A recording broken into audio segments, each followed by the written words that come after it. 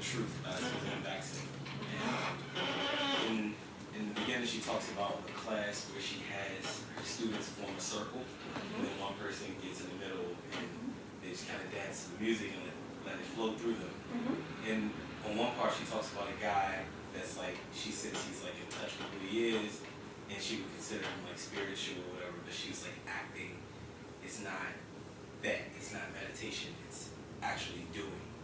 And I resonated with that part because I feel like that's me in a sense. Like I feel like, I guess my question is like, what's going on with the disconnect from the doing versus the actual?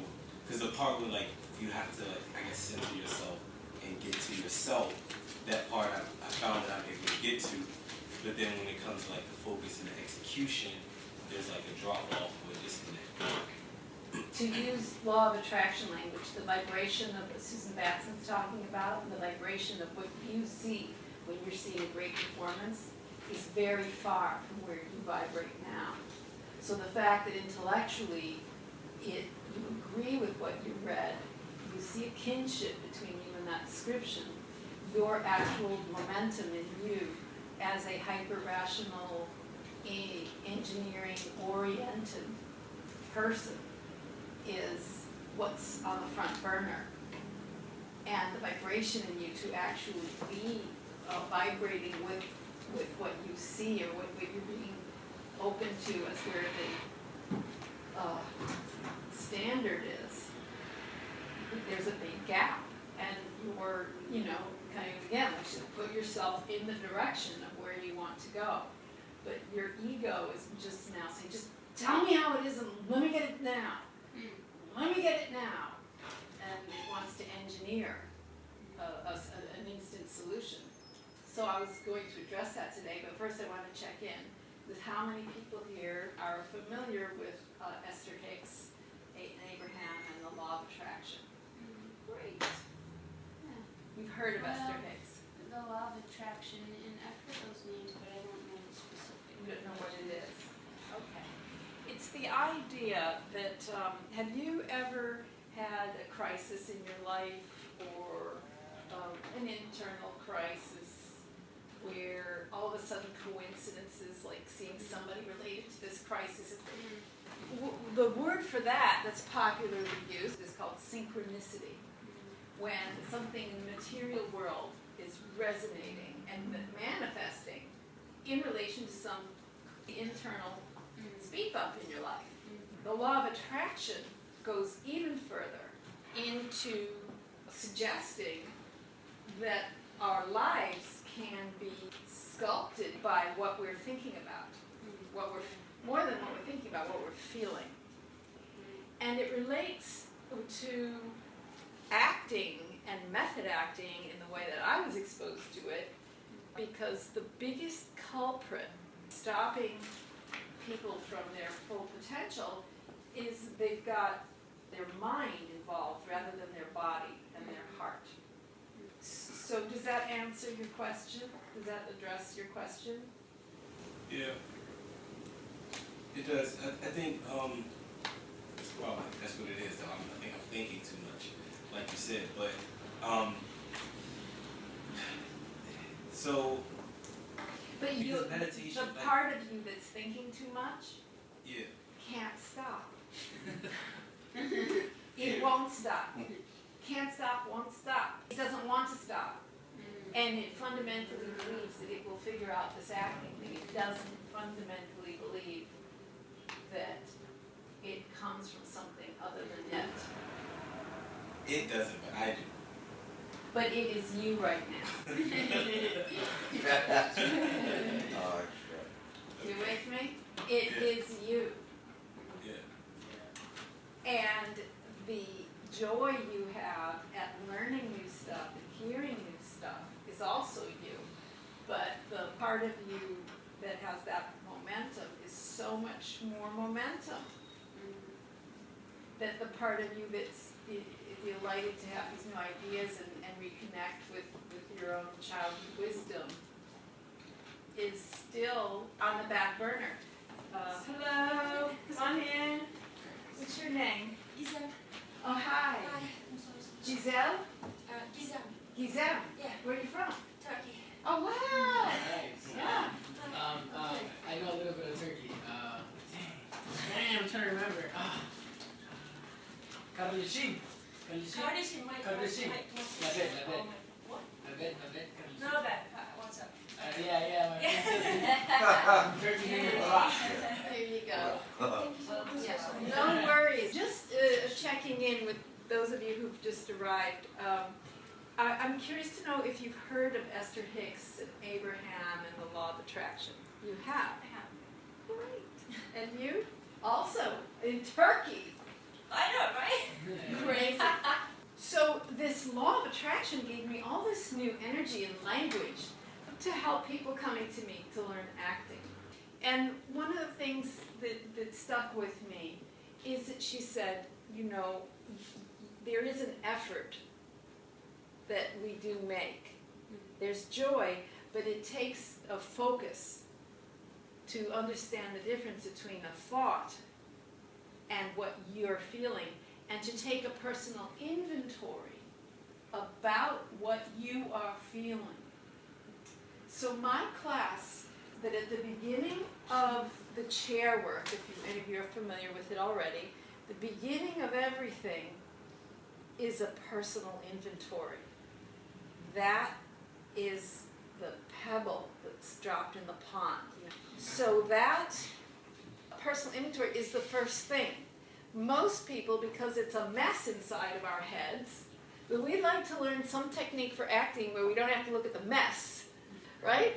So what I understood, what I did, what I got praise for as a student, and what I do before I do Talking with Angels or anything I do, even coming to class here, I take a moment for the personal inventory of what's up for me.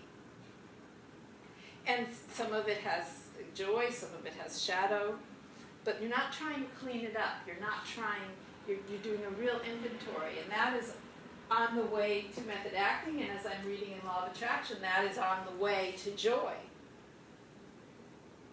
Because making movements toward what we want cannot happen if we have no awareness of where we are. And most of us, especially in today's world where there's so much judgment and so much social media, we feel surveilled all the time. I'm watching that show, 13 Reasons Why, on Netflix. I don't know if any of you have heard of it or seen it. It's I like it because it's an education to realize what teens are going through today and young people.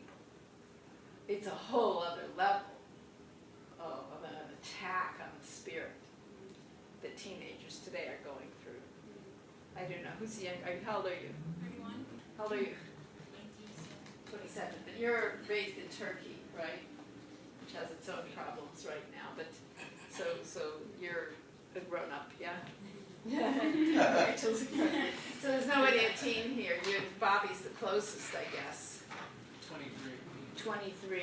So am I on it? Is it like this high school? I don't experience that, but I've noticed it in my younger siblings. Mm-hmm. So you do see that a lot, like where they shoot each other on social media and stuff. Yes, and then when they're walking, though, when they're walking or talking, everything is as if there's a reality show camera already on them. Yeah.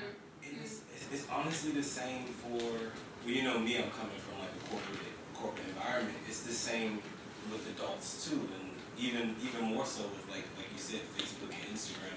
It's like only put on display your best self. Mm-hmm. Only show your best self. Only acknowledge your best self. There you go.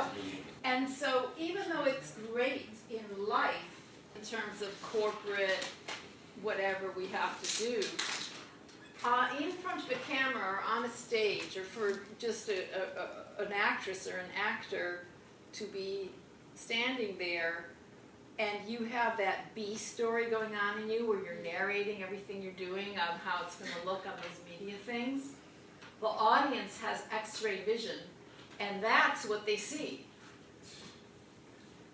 So you can be doing Juliet or Hamlet or whatever it is, but if your actual feeling is more surveilling yourself, and so that's why in acting class or in acting training, it's a conversation. It's a point of departure for a conversation for your work.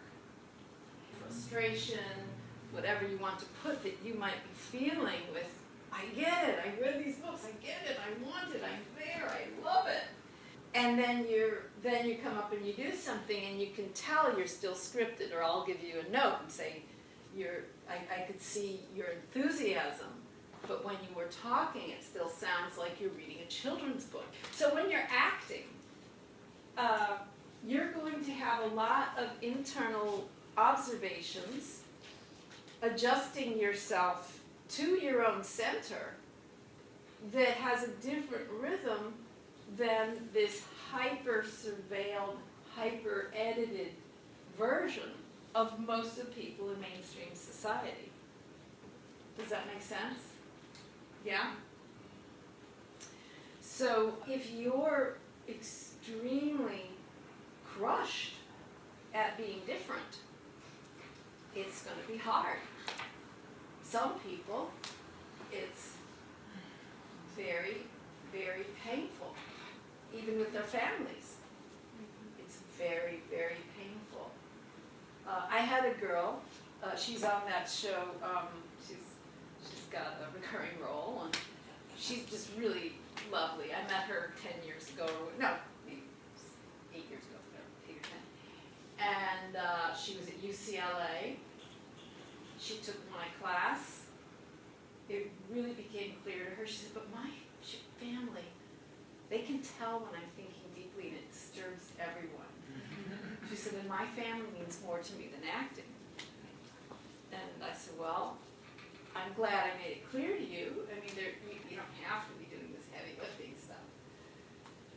But, but a person might say, my family means more to me. I don't want to be thinking, I don't want to be cultivating, observing these betrayals. So the lovely thing about studying acting, and for non-actors, is that it encourages you toward a joy in yourself. And you may see betrayals that you've made to yourself on the way, but you're going in the direction of connectedness to yourself, consciously. And that's another thing in Esther Hicks, is that she's pointing out that you want to make a conscious turning in the direction of what you want. She uses the word consciousness. And so those two things, taking an inventory of where you are, unflinchingly, and consciously going in the direction gently, even with acting, gently in the direction of connectedness with yourself, you know? Is this all making sense to everybody and helpful? Any questions or thoughts you'd like to add on this? Yeah. I just finished the book. I think it's something that would be good if you read it maybe first before you join the reading list. It's called The Untethered Soul. Yeah. It's a really good book. I know it, Getting yeah. centered with yourself and all that stuff. That's right. That's right. So, let's do a little thought experiment. Anybody watching that Einstein series? No. It's so good. So Einstein developed this term called thought experiment. And what it's in relation to is a phrase I've started using a lot called outsourcing your authority. Have any of you heard of that phrase before, outsourcing your authority? From you. From me. But yeah, I didn't invent it. Can I just say, not to interrupt you, but Yeah. it's so powerful because since you've introduced that, like I've noticed, even with my mom, like we have our parents and we were supposed to, honor them, but it's almost like a control thing, like on your mind, like with like authority figures, like even with like parents, and you kind of like you change up who you really are just to make them feel. We're built that way. We're built that way. We wouldn't survive as a human species if our children didn't automatically fancy pleasing us. So the fact that we fancy pleasing our parents and have that momentum in us, but there's a phase of development. Carl Jung, who I refer to a lot, he developed the word individuation, coming from the word individual. Have you guys heard of that word, individuation? So if you're in therapy, Jungian therapy, that's what you're paying for. That's what you get after 10 years of therapy, is you are an individuated person, in that you can stand in the room with your mother and father, you can think about your mother and father, and you don't have any shame or pressure in your soul, thinking, they want to see, that you're standing there whole, and you see them whole, and you even see their flaws in a way. So that means you are an individuated person. So that's another way, a fancy way of saying that you are not outsourcing your authority. Your authority is within you. Okay? So my thought experiment is to show you the difference between joy that comes to you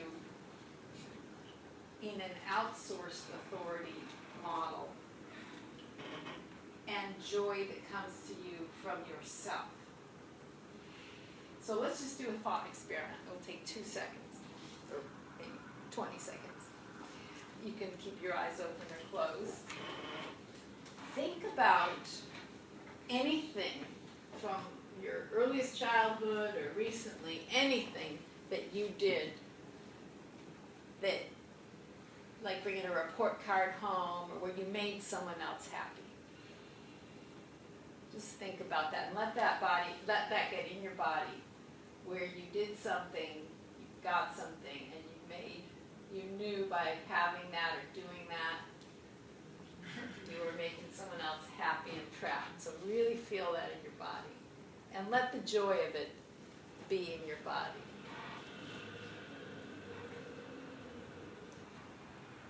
Now, go to babies or animals or anything like that, anything that you love to love and hold and connect with.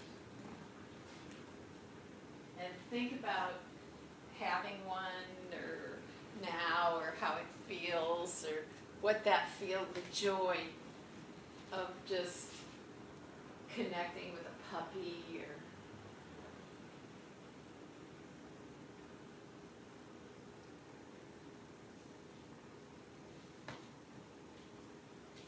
stay with that for another minute, so you can feel the difference in the texture and in the feel of that kind of joy, as opposed to feeling joy because you've done something that made someone else impressed with you. So you can open your eyes when you're done. Can you feel the difference? Yes. Great. So with acting and the law of attraction, the payoff comes from joy for ourselves. And that other kind of joy is in the category of coming from having outsourced your authority and it working out. Which isn't bad, and it happens, and we're built with it as children. But in the Judeo-Christian religious and cultural atmosphere that most of us grew up with, we are told that that is selfish and that is bad. So we have a lot of conflict when we're spending a long time in our own joy for ourselves. We think we're going to be punished in the next 2 minutes. We think something bad's got to happen to pay for the fact that we've been so happy. We have all kinds of beliefs that for acting and for this conversation of law of attraction, we need to turn ourselves in the direction of I am allowed to have joy for myself. That is a big, big component of both things. Does that help? Yeah? Great. So, before we take a little break, what I wanted to do in this first chapter of the session today is have you understand that your rational mind, your left brain rational mind, has to agree or be interested or curious or open to change in this way. Because you can have a part of you that fancies it and likes it, but your own deep rational belief doesn't really quite go. So we want to start on your own deep rational belief wherever you are, so that you go forward and the whole of your being will go. And that's kind of the work we do, that the whole of yourself will go. But that's that inventory that's kind of gnarly, where we see, well, it doesn't really make sense to me, or, well, nobody around me thinks that makes sense, so I don't want to start thinking that, because then I'll sound like a kook, you know, or, but some people are built that way, oriented toward wanting to know what's going on underneath the surface of life. I feel like there's a great mystery there and a great blessing there. So there you go. Let's take 5.